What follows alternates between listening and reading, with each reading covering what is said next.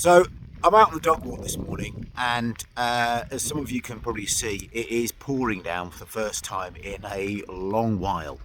Um, One of the questions that I'm asked on a fairly regular basis is, how do I get that experience when I haven't got any experience at the beginning of my career?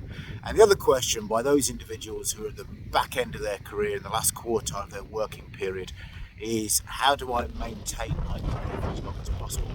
And there are advantages and disadvantages of that in both ends.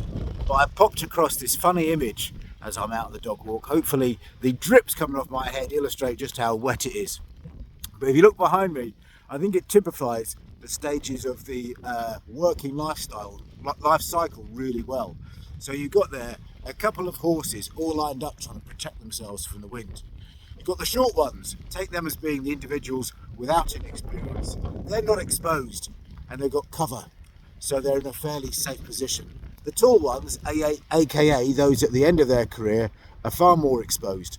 So those with experience will be exposed to the cost vagaries of organisations trying to cut their wage bills. They'll be exposed to those individuals who aren't seen as dynamic enough, who aren't seen as fitting into the new culture, the way of doing things around here.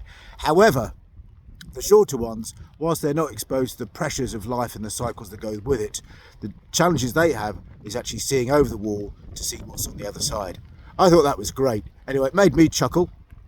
We are getting soaking wet here, so myself and the dog, we're going to go off and get a little bit wetter, do our duties, and pop in for a cup of tea on the way home. Catch you soon.